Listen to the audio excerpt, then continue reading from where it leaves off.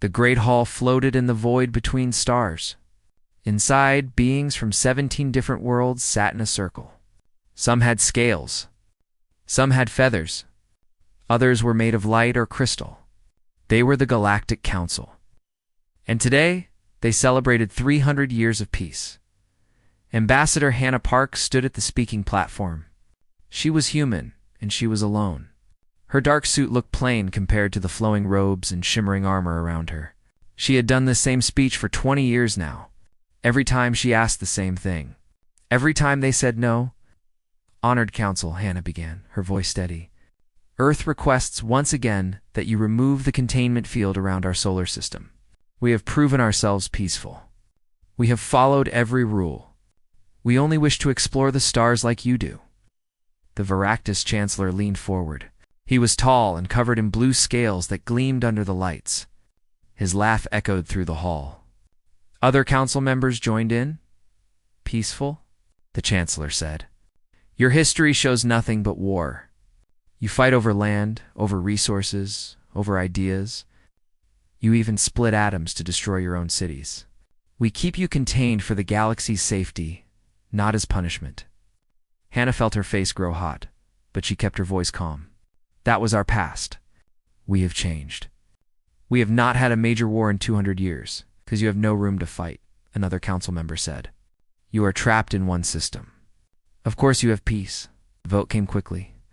17 hands rose against her. 0 for her. The containment would remain. Humanity would stay locked in their home system, watched by automated satellites that destroyed any ship trying to leave. Hannah left the hall with her head high. But inside, she felt the same anger she always did. They treated humans like children, like animals. She walked to the viewing port and looked out at the stars. Somewhere out there, beyond the council's sight, Captain Gin Wukong was watching these same stars. Far from the council's eyes, in the dark space between Mars and Jupiter, something moved. It was a ship, but no council sensor could detect it. The ship had no lights. It made no sound. It was called the Whisper of Earth, and Captain Jinwoo stood on its bridge. "Stealth systems holding," said his first officer. "We're invisible to their scans." Jinwoo nodded. He was 40 years old, and had spent half his life training for this moment. Around him, his crew worked at their stations. They all knew the truth that the council did not. Humanity was not sitting idle in their cage. "Begin the jump test," Jinwoo ordered. The ship hummed with power. Space itself seemed to bend around them. Then, in a flash, they were gone. Not into hyperspace like council ships used. They went somewhere else. Somewhere the council had never discovered. 3 seconds later, they appeared on the other side of Jupiter. The test was perfect. "Jump drive successful," his navigator reported. "We moved 300 million kilometers in 3 seconds." Jinwoo allowed himself a small smile. "Send the data to Admiral Kyung. Tell him we're ready." Deep beneath Earth's Pacific Ocean, in a base that had taken 50 years to build, Admiral Kunam received the message. He was 70 years old, with white hair and sharp eyes. Around him, holographic screens showed hundreds of ships. Not small ships. Warships. Battle cruisers, carriers. Humanity's secret fleet. Dr. Yuna Choi stood beside him. She was the scientist who had made the jump drive possible. "The test worked perfectly," she said. "Our ships can now travel without using the hyperspace lanes. The council will never see us coming." Kyung stared at the screens. He had spent his entire life preparing for this day. While the council kept humanity trapped, humans had been building, learning, adapting. They had studied every council ship that came near their system. They had stolen technology from old satellites. They had created new sciences the council had never imagined. But Kung had hoped it would not come to this. He had hoped the council would let humanity free peacefully. Then another message came through. It was from Ambassador Hannah. The council had voted. The containment was permanent. Humanity would never be free unless they took their freedom by force. Kyun closed his eyes for a moment. He thought of his daughter, who was 10 years old. He thought of all the children on Earth who would grow up in this cage if he did nothing. He thought of the council's laughter when Hannah spoke, the disrespect, the contempt. He opened his eyes and pressed a button on his console. Across the solar system, in hidden bases on asteroids and moons, thousands of officers received the same message. 2 words appeared on their screens. Operation Homecoming. Commander Salmon Bay read the message in her fighter bay on the Moon Titan. She had been waiting for this order for 5 years. Around her, 300 pilots ran to their ships. Lieutenant Murray Wan strapped into her cockpit. Her ship was called a Phantom Interceptor. It was small and fast, covered in adaptive armor that could mirror space itself. She was nervous but ready. Across human space, the fleet began to move. They had practiced this 1,000 times in simulations. Now it was real. Taeho Sung sat in an office that did not officially exist. He was an intelligence officer, and for 30 years he had been hacking council networks. He had maps of every garrison fleet. He knew where they patrolled. He knew their schedules. He knew their weaknesses. He sent the final coordinates to the strike teams. 17 targets. 17 garrison fleets that kept humanity trapped. "Good hunting," he whispered. Admiral Kyung stood in his command center and watched the holographic display. Hundreds of ships were leaving the solar system, using jump drives to bypass the containment field entirely. The satellites that were supposed to keep humanity trapped never even saw them go. In orbit above Earth, normal citizens looked up at the stars, not knowing that their world had just changed forever. The cage door was opening. But the galaxy did not know it yet. On the council station, Hannah returned to her quarters. She sat by the window and looked at the distant star that was her home. She did not know that in a few hours everything would change. She did not know that the galaxy was about to remember what it had tried so hard to forget. That humanity was not prey. They were predators, and they had been patient for far too long. The emergency alarms woke the Veractus Chancellor from his sleep. He stumbled to his communication console, scales still dull from rest. What he saw on the screen made his blood run cold. "All of them," he said. "Every garrison." The officer on the screen looked terrified. "Yes, Chancellor. 17 garrison fleets. Over 8,000 ships. They stopped responding at the same time last night. We sent scout ships to investigate. They found nothing. No debris. No distress signals. Just empty space." The Chancellor felt something he had not felt in 300 years. Fear. Within hours, every council member knew. Panic spread across the galaxy. How could 8,000 warships simply vanish? These were not small patrol boats. These were battle fleets, each one powerful enough to conquer a solar system. The Veractus Empire called an emergency session. The Chancellor stood before the council, his pride wounded. "This is an act of war. Someone has destroyed our ships. We must find out who and crush them." "But who could do this?" a bird-like council member asked. "No single species has this kind of power." Ambassador Hannah sat in her seat, her face carefully neutral. But inside, her heart was racing. She had received a coded message that morning. 3 words: "The door opens." She knew what it meant, but she said nothing. The council argued for hours. Some blamed the Veractus Empire's enemies. Others suspected a new, unknown threat from beyond explored space. No one suspected the truth. The Veractus Chancellor made his decision. "We will assemble the Grand Armada. 250,000 warships. We will find this enemy and destroy them. And we will start by investigating the human containment zone. Perhaps their satellites malfunctioned." Hannah felt cold. They were going to Earth far from the council chambers. Commander Salmon Bay stood on the bridge of her ship, the dark star around her. 300 other human ships floated in formation. They were in a nebula that hid them from sensors. The operation was perfect, her tactical officer reported. All 17 garrisons eliminated. 0 human casualties. "They never even knew we were there," So Min nodded, but she felt no joy. They were just doing their jobs. following orders. I wish it didn't have to be this way. It kept us in a cage, another officer said. Yes, Salman replied. But that doesn't mean I have to enjoy killing them. She looked at the tactical display. Her ships had used humanity's new gravity weapons. Each shot created a tiny black hole that lasted only a fraction of a second. But that was enough. The gravity tore through energy shields like paper. It crushed whole metal. It left nothing behind but scattered atoms. The Council ships never had time to send a distress call.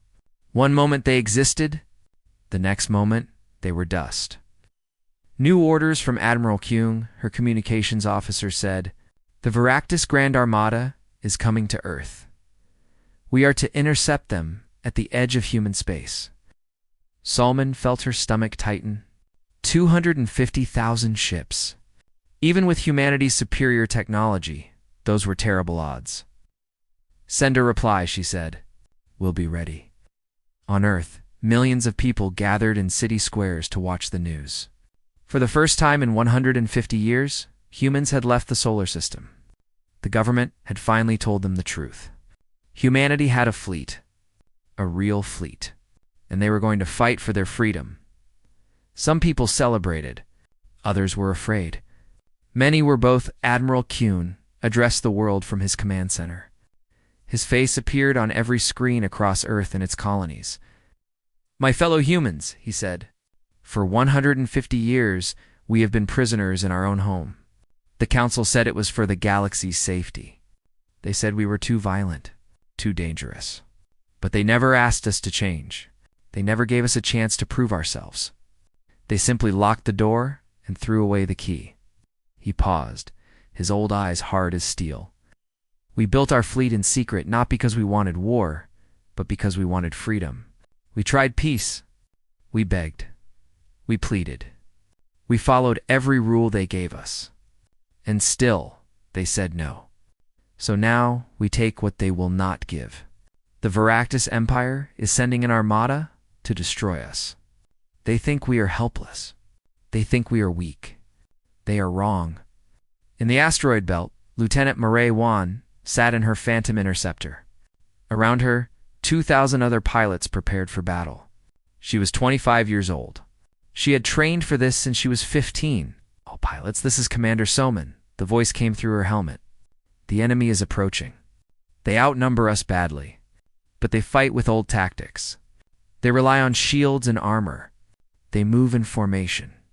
They are predictable. We are not." Murray checked her weapons.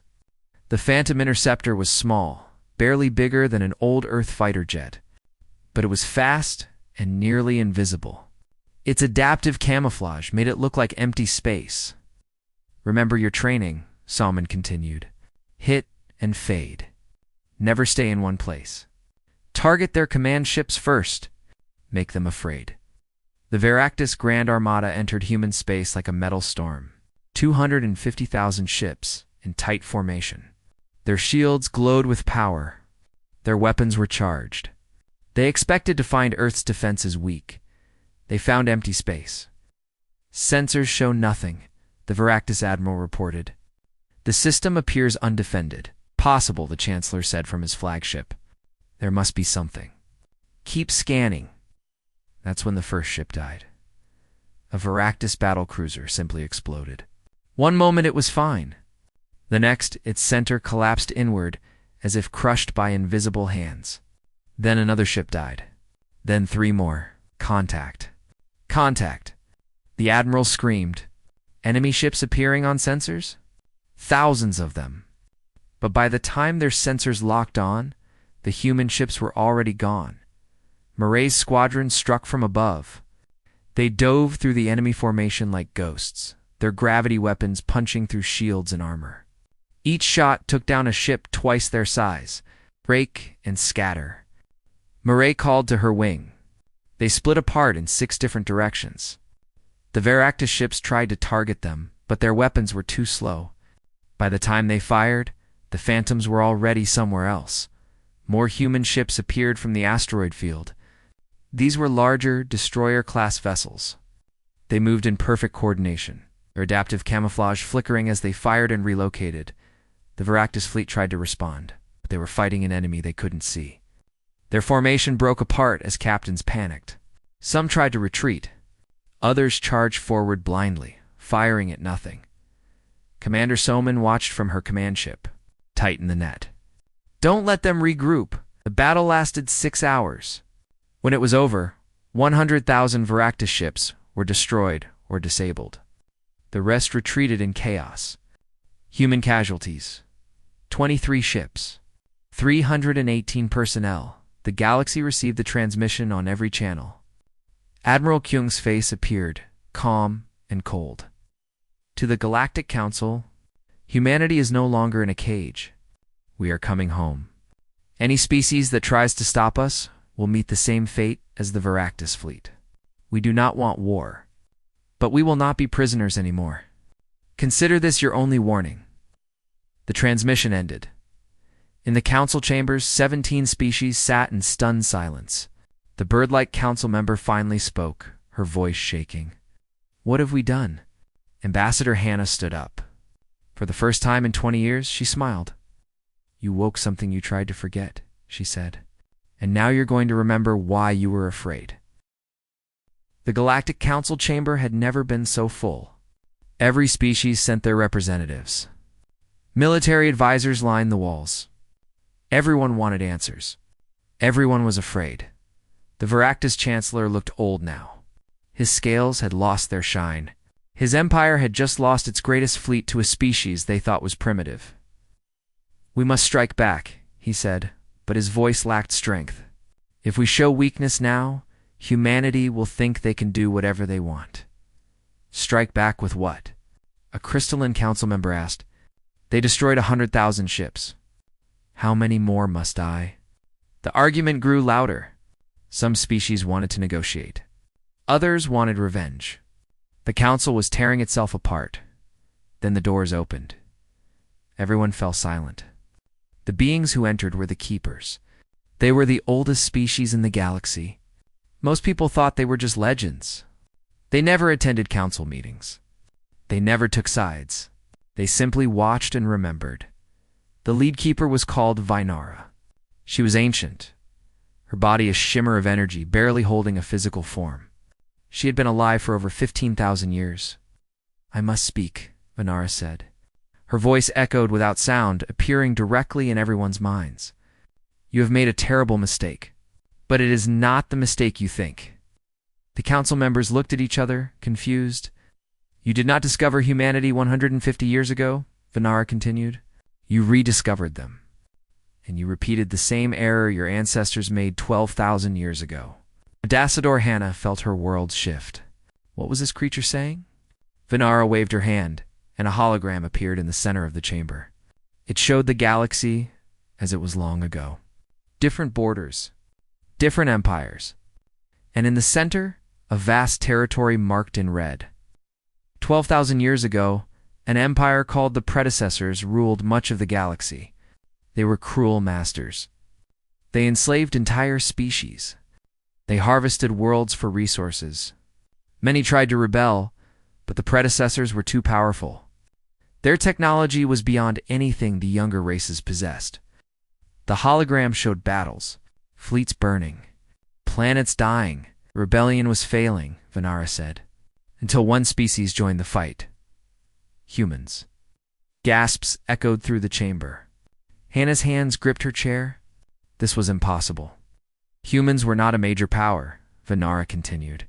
They had only a few dozen worlds, but they were different. While other species saw war as a last resort, humans saw it as a science. They studied it. They perfected it. They turned violence into an art form. The hologram changed. It showed human fleets using tactics the Council had never seen. Ambush attacks, psychological warfare, coordinated strikes across multiple systems at once. The humans did not fight with honor or tradition. They fought to win. They created weapons specifically designed to break through predecessor technology. They used strategies that seemed insane until they succeeded. They never stopped adapting, never stopped improving. Vinara's form flickered with what might have been sadness, and within 300 years the predecessor empire fell. humanity led the final assault on their homeworld. They were heroes, liberators. But the other species looked at what humans had become and felt only fear. On Earth, historian Yunji rewatched the broadcast from the council chamber. Her hands shook. She had spent 10 years researching strange archaeological findings, ancient ruins that didn't match human evolutionary history, technology buried deep in ice and ocean floors, genetic markers that suggested humanity had been altered somehow. She had thought it was evidence of alien visitors. Now she understood. It was evidence of who humans used to be. The hologram in the council chamber shifted again. It showed a meeting of the old galactic powers. They were making a decision. The species of that time feared that humans would become the next conquerors, Venara said. So they did something terrible. They trapped humanity on their homeworld. They used a genetic weapon that reset human DNA, erasing their memories and technology. They deleted all records of humanity from galactic archives. They hoped humans would devolve, forget who they were, and become peaceful. The room was silent. No one moved. You left them alone for thousands of years, Venera continued. When your ancestors rediscovered them, humans had indeed forgotten. They were just beginning to reach for space again. You should have learned from the past. You should have welcomed them as equals. Instead, you caged them again. You reminded them of what they once were. Hannah stood up, her voice shaking with anger. You erased our history. You took away our memories. You left us on one world to forget we ever touched the stars. And when we started to remember on our own, you locked us up again. The Veractus Chancellor opened his mouth, but no words came out. We did not want this, Hannah continued. We asked for peace. We begged to join you as partners. But you laughed at us. You called us violent and primitive. You were right about one thing. We are warriors. But you made us that way. You bred it into us 12,000 years ago, when you needed us to fight for you. And now you fear what you created? Captain Doyon Lee commanded the human escort fleet outside the council station. He had orders not to fire unless fired upon. His ships were visible now, no longer hiding, a show of strength and restraint. Sir, we're receiving multiple hails from council species, his communications officer said. Some want to negotiate. Others are issuing threats. Ignore the threats, Doyon said. Accept calls from those who want to talk.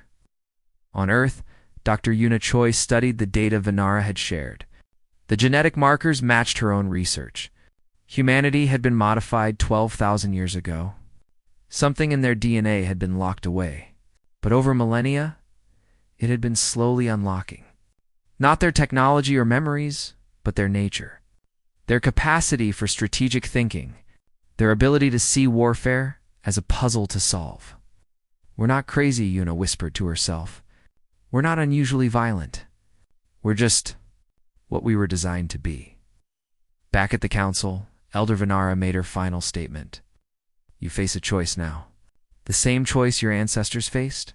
You can try to fight humanity and lose, just as the predecessors did. Or you can accept them as equals and hope they are more merciful than you were. She looked directly at the Veractus Chancellor.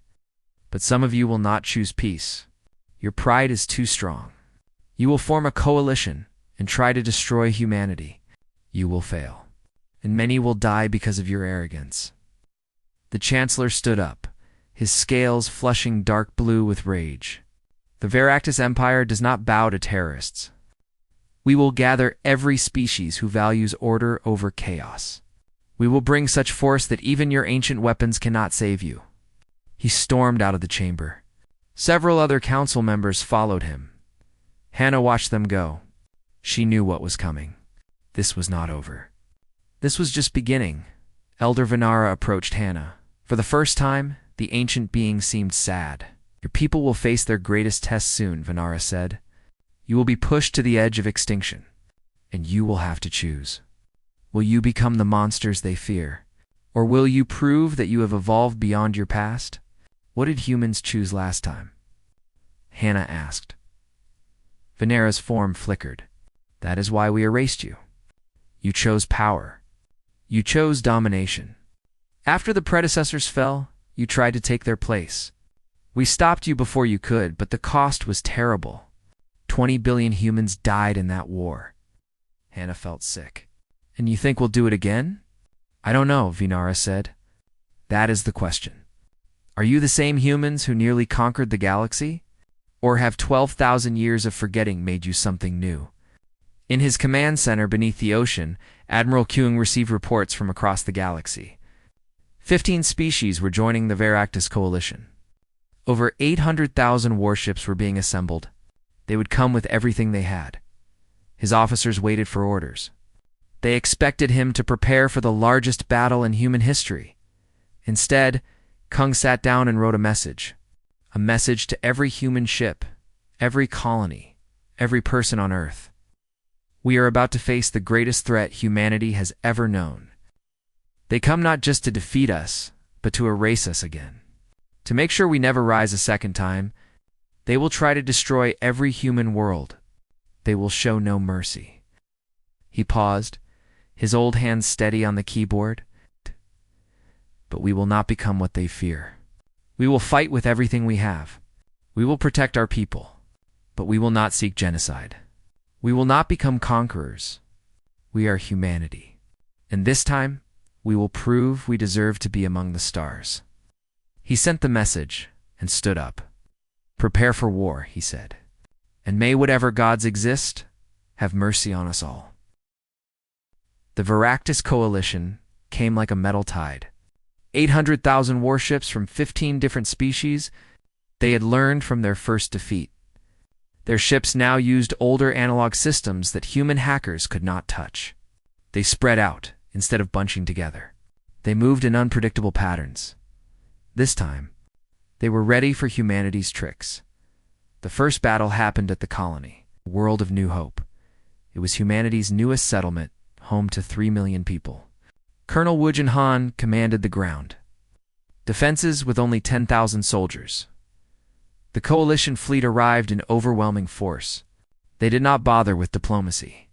They simply began orbital bombardment. Wu Jin watched the sky light up with fire. His forces were dug into underground bunkers and mountain bases. But the enemy had enough firepower to crack the planet if they wanted to. Evacuate the civilians, Wu Jin ordered. Get them to the transport ships. We'll hold as long as we can.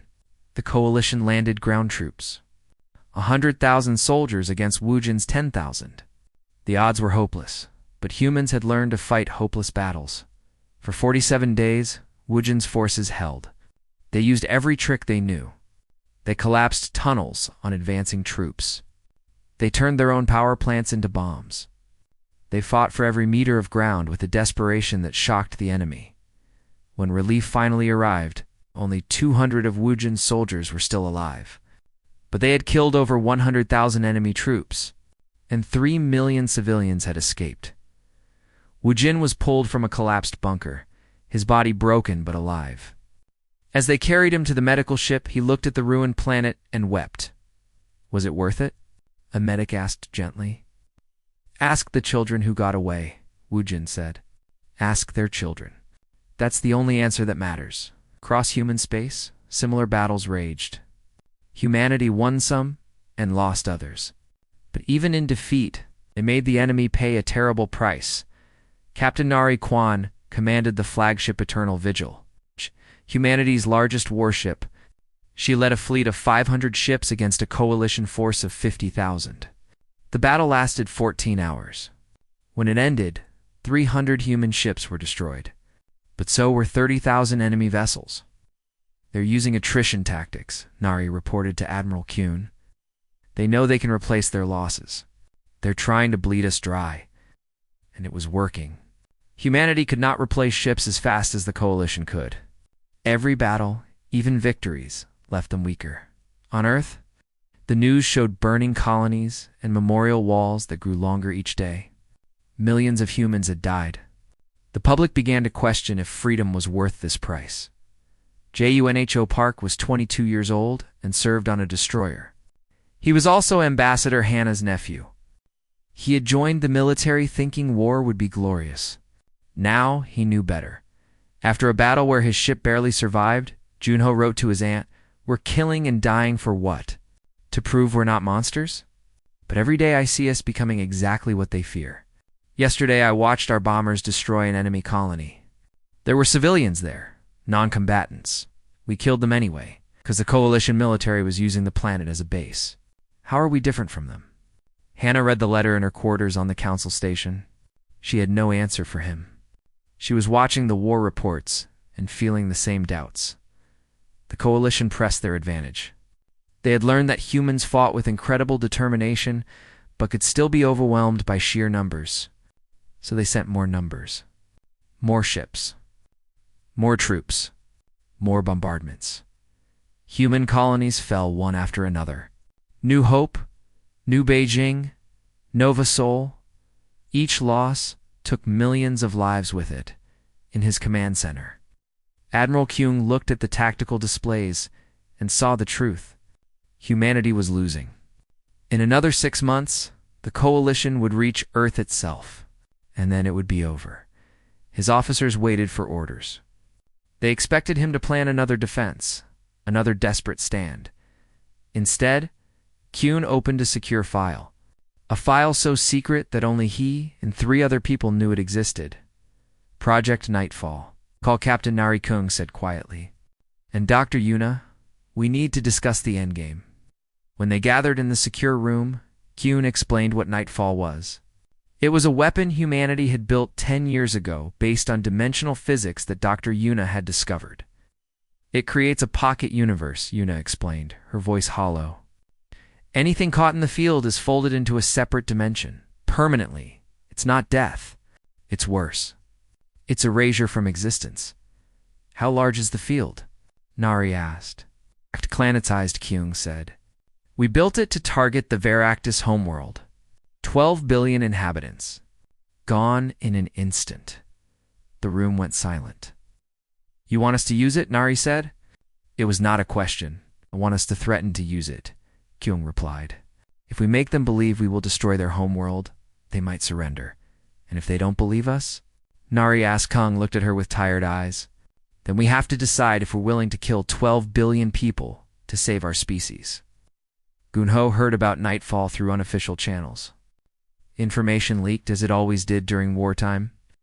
When he learned what the weapon could do, he felt sick. He requested a private call with his aunt. Tell me it's not true, he said when her face appeared on his screen.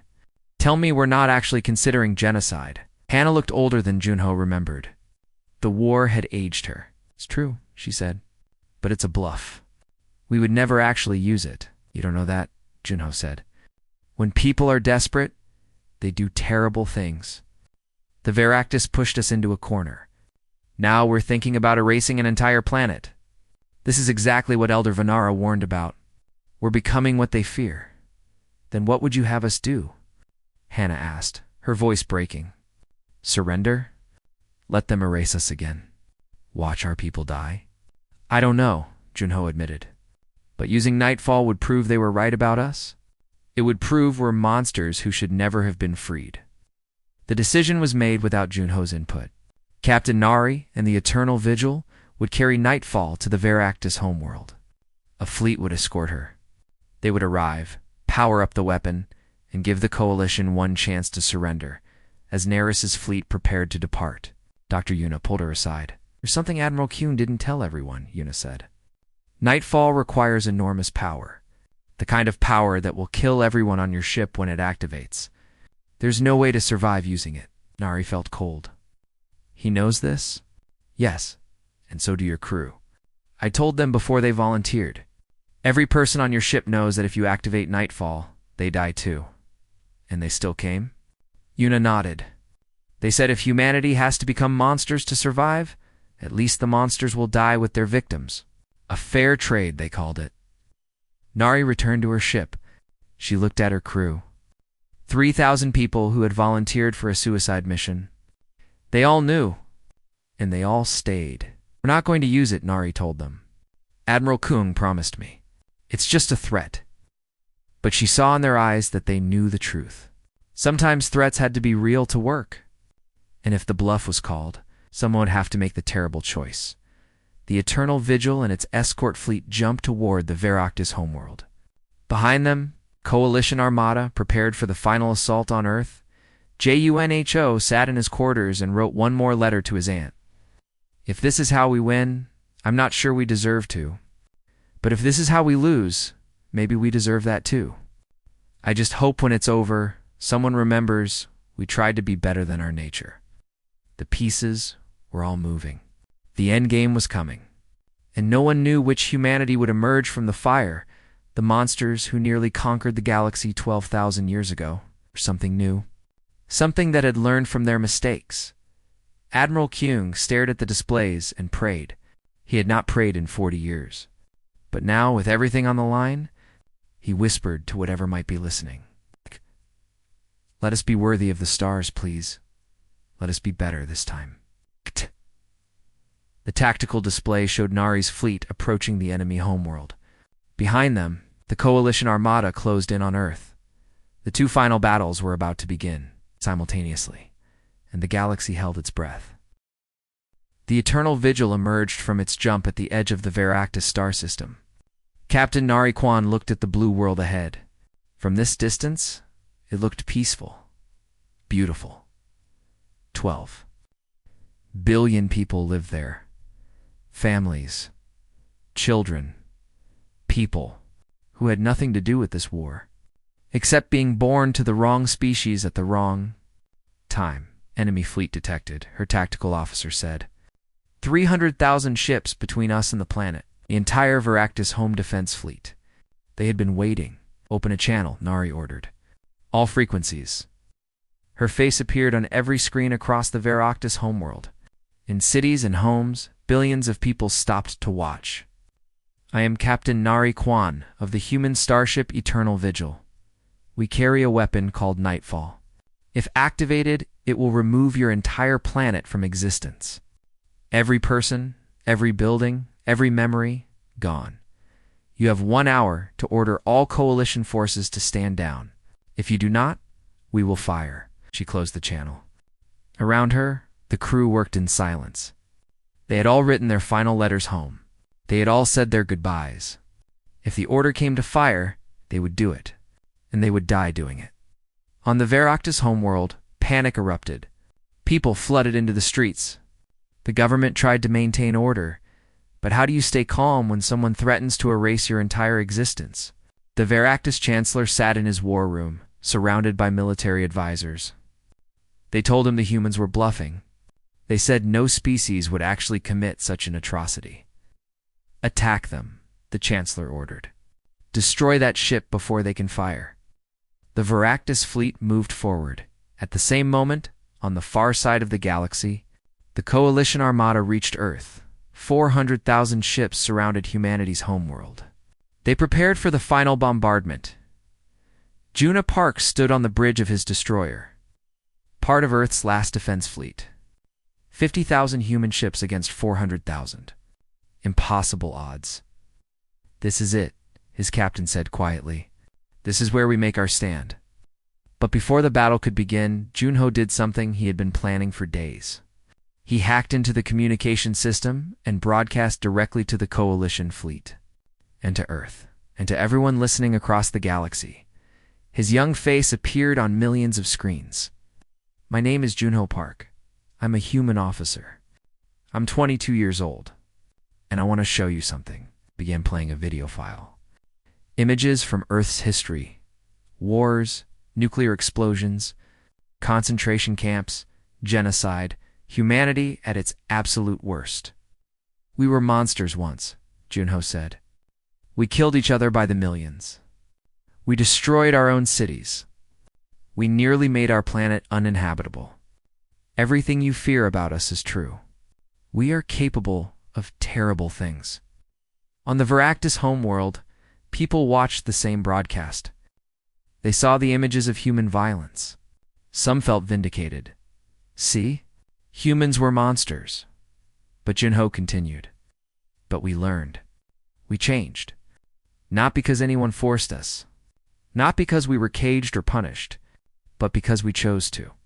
We looked at what we had done and decided to be better. New images appeared. Humans helping each other after disasters. Medical volunteers saving lives. Scientists sharing discoveries freely. Artists creating beauty. Children playing together. Right now, Captain Neri Kwan has a weapon aimed at your homeworld. She could fire it. We could destroy you. But we won't. On the eternal vigil, Nari's eyes widened. What was this boy doing? The weapon she carries is real, Junho continued. But using it was never the plan. Admiral Kyun made a bluff. He hoped fear would stop you. But if we actually fired it, we would prove everything you believe about us. We would become the monsters you think we are. He took a deep breath. So I'm telling you the truth. We won't use it. Even if you destroy Earth, even if you kill every last human, we will not commit genocide to save ourselves. Because then we would lose something more important than our lives. We would lose our right to be called civilized. The broadcast ended. For a moment, the entire galaxy was silent. Then, on the Veractus homeworld, something unexpected happened. The civilians who had been watching began to march. Not in panic. In protest, they flooded government buildings. They surrounded military bases. Their message was simple. We do not want to die for the Chancellor's pride. A young Veractus officer on one of the fleet ships made a choice. She opened a channel to her own people. I am Commander Rilla. I have served the Empire for 20 years. But I will not follow orders that would lead to my family's death. The humans showed us mercy. They told us the truth when they could have lied. I am ordering my ship to stand down. One by one, other ships joined her. Then dozens. Then hundreds. The Veractus fleet began to fall apart from within. The Chancellor watched his empire crumble on the displays. His own people were choosing the enemy over him. Fire. He screamed at his remaining loyal ships. Destroy the humans. But it was too late. The rebellion had spread too far. On Earth, the Coalition fleet received the news. The Veractus had surrendered. Not to humanity's weapons, but to humanity's choice not to use them. Ambassador Hannah, watching from the council station, received an emergency communication. It was from moderate leaders within the Coalition species. They wanted to negotiate. Elder Venara appeared beside her. The ancient being had been watching everything. Your nephew gave humanity its greatest victory, Venara said. Not through violence, but through vulnerability. He showed them your weakness and your strength. And in doing so, he answered the question that has haunted your species for 12,000 years. What question? Hannah asked. Are you the monsters who tried to conquer the galaxy? Or are you something new? Venara smiled. If such a being could smile. Today, you proved you were new. You had the power to destroy your enemies and chose not to. That is evolution. Negotiations took 3 weeks. The Veractus Chancellor was removed from power by his own people. The Coalition dissolved. The containment field around Earth was permanently shut down. But the treaty that emerged was not a surrender. It was a partnership. Humanity would join the Galactic Council as full members. In exchange, they would share their technology and agree to limits on their military expansion. The human fleet would become the galaxy's defense force, but under Council oversight, it was not perfect. Many humans felt they had won the war and should not accept limits. Many aliens still feared humanity and wanted stricter controls, but it was peace. Colonel Wuzhen recovered from his injuries. He was offered a promotion to general. He declined. Instead, he became a teacher at the new Galactic Military Academy, where humans and aliens learned to fight together instead of against each other. Commander Soman retired from active duty. She spent her remaining years helping rebuild the colonies that had been destroyed. She said it was penance for the lives she had taken. Dr. Yuna dismantled Nightfall, the weapon that was never used. She kept only the theoretical designs, locked in a vault with a message. So we remember what we could have done and why we chose not to. Captain Nari became an admiral. She commanded the Joint Human-Alien Defense Fleet. When asked how it felt to lead former enemies, she said, strange, but right. Lieutenant Murray left the military and became a pilot for civilian transport. She said she had done enough fighting for one lifetime. Now she just wanted to help people travel safely between the stars, ambassador. Hannah became the first human council chair. She served for 20 years, working to heal the wounds between species. It was not easy. There was still prejudice, still fear, still anger on both sides, but it was progress. JUNHO Park. The young officer who changed everything with one broadcast did something unexpected. He wrote a book about the war, not glorifying it, but showing its horror, showing what it cost, showing why they chose mercy. The book became required reading in schools across the galaxy, not just for humans, but for all species. Years later, Admiral Kume retired to a small house by the ocean. He was 90 years old and tired. Junho came to visit him. "Do you regret it?" Junho asked. "The war. The lives lost?" Kume looked out at the water. Ships flew overhead, human and alien crews working together. "Every day," Kume said, "I see the faces of everyone who died. But I also see this." He pointed at the sky. "Peace. Freedom. Not just for humans, but for everyone. That doesn't erase the cost, but it gives it meaning." "And if you had to do it again?" Junho asked. "I would make different choices," Kume admitted. "Better choices. But the fundamental choice to refuse to stay caged? I would make that again. We deserved freedom. Every species does." He turned to Junho. "You saved us, you know. When you told the truth about Nightfall, you stopped us from becoming the monsters they feared." "I was scared," Junho said. "I thought they would kill us all." "They almost did," Kuhn said. "But you bet on their mercy, and you won." On the Varactus homeworld, a memorial was built. It listed the names of everyone who died in the war, human and Varactus, and all the other species. At the base was an inscription: "They fought because they were afraid. They stopped fighting because they chose understanding. May we never forget either lesson." In the Galactic Council chambers, now rebuilt to include human architecture, Hannah gave her final speech before retiring. "We were feared," she said, "and perhaps we always will be. Our capacity for violence has not disappeared, but we learned to pair it with restraint, to balance strength with wisdom. We are warriors, but we are also builders, protectors, partners,